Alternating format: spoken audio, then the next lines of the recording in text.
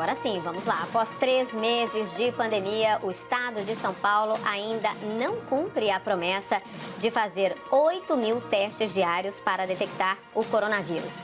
No começo de abril, o governador João Dória anunciou a criação de uma rede de 50 laboratórios coordenada pelo Instituto Butantan. Até essa semana, a Secretaria de Saúde havia realizado 120.000 testes, menos de 10% do adquirido pelo estado. 1.300.000 exames. O primeiro tema de hoje é: o governo errou na estrutura para alcançar a capacidade máxima de testes? Os nossos debatedores são Augusto de Arruda Botelho, advogado especialista em Direito Penal. Boa noite, Augusto. Boa noite, Mona Lisa. Boa noite, Caio.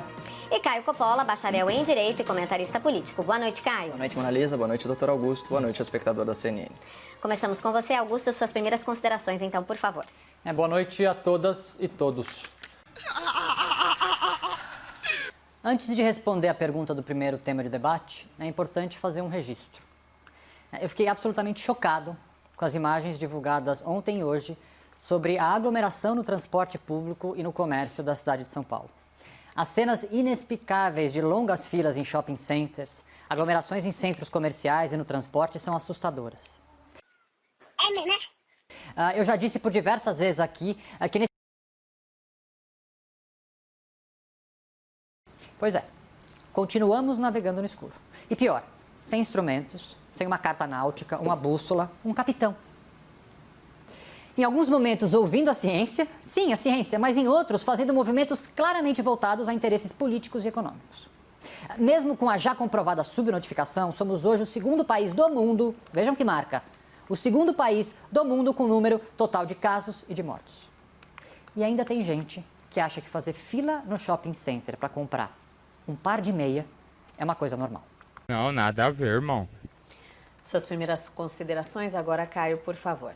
Bom, eu subscrevo aí as críticas do Dr. Augusto em relação aos números de testagem, isso tanto do governo federal, mas especialmente aqui do estado de São Paulo. Acho que o enunciado desse debate, ele é esclarecedor e vai restar muito pouca controvérsia aqui para eu e o Dr. Augusto argumentar. A gente já está aí há 3 meses da pandemia, né, quase 100 dias. A promessa, na verdade, não são números concretos, né? O que houve sim foi uma promessa aí de fazer 8.000 testes diários, né? Isso ainda não foi alcançado e o número de testes efetivamente realizado ele é inferior a 10% do total de testes adquiridos pelo Estado, que contabilizam aí 1.300.000 exames. Então, quando o enunciado do debate pergunta para nós se o governo errou na estrutura para alcançar aí a capacidade máxima de testes, é evidente que sim. Aqui há um erro crasso, né? E não só esse erro, há outros, né? Errou também na questão dos hospitais de campanha.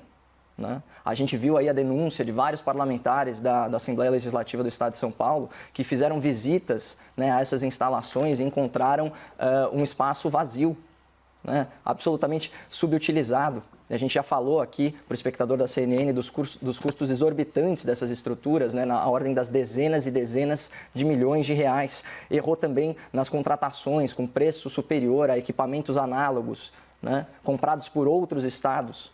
A gente já falou aqui sobre preço na ordem de R$130 mil, aqueles respiradores importados da China, que estão chegando aí a passo de tartaruga, né, para atender a demanda de São Paulo, que, graças a Deus, já tinha uma estrutura hospitalar, aí juntando os leitos do SUS com os leitos da rede particular, que pode ser utilizada não só por negociação entre poder público e setor privado, mas também pela lei da pandemia, né, aprovada pelo Congresso Nacional e sancionada pelo presidente da República. Não fosse isso, talvez estivéssemos aí realmente muito próximos da saturação do sistema de saúde. E o que impressiona, né, no caso aqui de São Paulo, é justamente que o lema da administração paulista é gestão. Né? Então, essa é uma questão muito elementar. Assim, testagem é uma coisa básica. Né? E por meio da testagem é possível instaurar aí políticas públicas de contenção do contágio. Quando a gente pega o exemplo de empresas do setor privado, especialmente seguradoras, aí na área da saúde, especializados nos grupos de risco, especialmente a terceira idade, a gente vê o trabalho incrível que eles estão fazendo em termos de prontuário. Então, eles conseguem localizar, né, esses idosos, né? Eles conseguem saber qual que é o status, né, de cada paciente em relação a sintomas da gripe, né, tanto sintomas mais leves como sintomas mais agudos, e fazer um trabalho preventivo, inclusive nessas famílias. E é isso o mínimo que se esperava, né, de São Paulo, que tem aí só aqui na capital, eu já falei isso, uma infraestrutura de leitos de UTI que é superior a qualquer nação desenvolvida do mundo. Então, assim, nós temos os recursos humanos, nós temos os recursos materiais, o que está faltando efetivamente é gestão. Faz tempo. Falando sobre o governo federal, aqui não tem como deixar de dar um pitaco na fala inicial do doutor Augusto. De fato, a presidência da República, o governo federal, eles não têm a palavra final sobre políticas relacionadas à quarentena e isolamento social, ou à flexibilização da quarentena e do isolamento social. Isso ficou flagrante quando daquele decreto que nós debatemos aqui sobre as academias, as barbearias, os salões, que os governadores simplesmente desrespeitaram. Por quê? Porque o Supremo Tribunal Federal conferiu, né, atos monocráticos, né, atos individuais de prefeitos e governadores, um valor superior, né, uma lei nacional aprovada pelo Congresso Nacional e sancionada pelo presidente da República. Também, da mesma forma, já foi criticado aqui, o doutor Augusto falou da parte da comunicação, foi criticada a alocação de uma verba milionária também para essa questão. E sobre testagem, o último dado que eu tenho em relação aos números do governo federal, ele é de um mês atrás, ele é de maio ainda, ele fala em 7 milhões de testes distribuídos, né? Então, eu vou citar aqui as aspas, né, do Ministério da Saúde. Até essa terça-feira, 6,9 milhões de testes já foram distribuídos aos estados brasileiros, sendo 2,1 milhões de RT-PCR, que é aquele de biologia molecular, e 4,7 milhões de testes rápidos, são aqueles de sorologia. Esses aí, eles oferecem um retrato, né, do avanço da pandemia. Então, você já tem que ter o anticorpo aí no seu organismo para que teste positivo, né? Então, esses são os números que a gente tem. Pelo que eu vi, o plano do Ministério da Saúde seria realmente de testar 22% da população brasileira, são 46 milhões de testes. É um plano ambicioso, principalmente se a gente estiver falando que ainda estamos nos 7 milhões. Agora, mais uma vez, isso é uma questão de organização. A gente tem aí a adesão da população a grandes programas de saúde pública, como é o caso da vacinação da gripe, e não há realmente motivo, né, que justifique, do ponto de vista de gestão pública, além de incompetência, de negligência, essa demora, essa letargia em aplicação de testes em massa. Vamos então para o debate? Augusto e Caio, por favor. Vamos.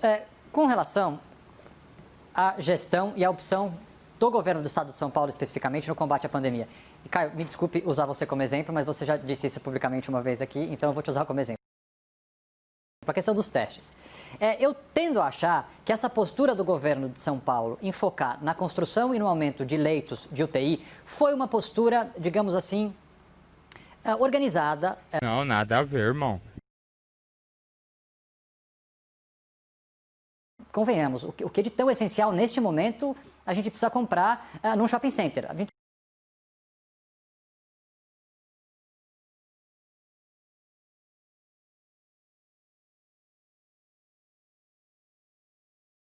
Temos aí, de certa forma, garantidos os leitos, vamos deixar aí uma infecção maior acontecer, porque o sistema de saúde não vai colapsar.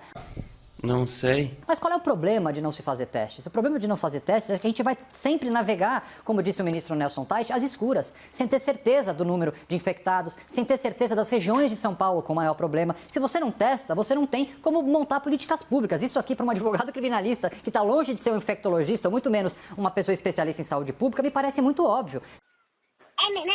Sem testes, não tem como você implementar um plano.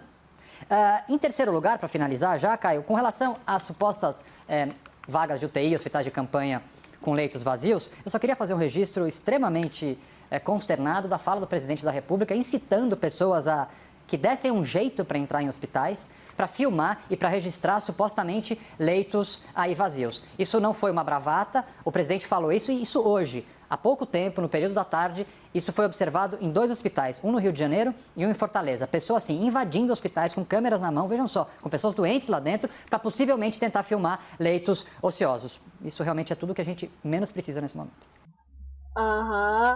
Sei. Só alguns breves comentários aí, especialmente sobre o meu caso, né, quando eu contraí o novo coronavírus.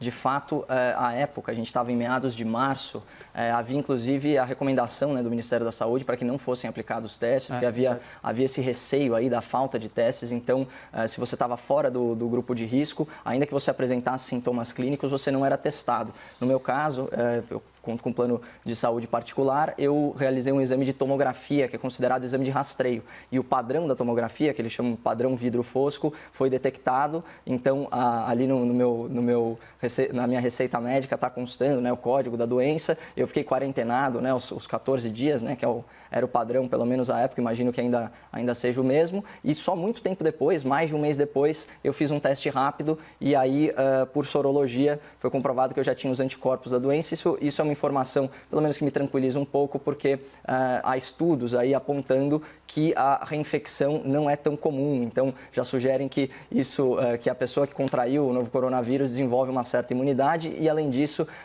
carrega uma carga viral muito baixa, assim, na hipótese de reinfecção, mas ainda não há dados conclusivos, né? Não podemos espalhar aqui desinformação. Outro ponto também que eu acho importante observar, assim, eu entendo a consternação do Dr. Augusto ao comentar as políticas públicas do Estado de São Paulo, da cidade de São Paulo, porque elas foram muito incoerentes, né, doutor? Elas eram apoiadas num gráfico que se manteve estável, né, que sugere, inclusive, picos de contágio, né, alguns deles provocados pela própria ação do poder público, como foi o caso do mega rodízio, que desnecessariamente jogou várias pessoas para o sistema de transporte público, né? A gente falou mais de 250 mil passageiros só na CPTM e no metrô. Então, isso é a prova eloquente da minha argumentação, e aqui está todo mundo que está errado, né? Porque ninguém quer que o número de contágio exploda e os casos fiquem se amontoando, muito menos para colapsar ou para estressar demais o sistema de saúde. Mas o ponto é o seguinte, as decisões dos políticos, elas tendem a ser muito políticas e pouco científicas.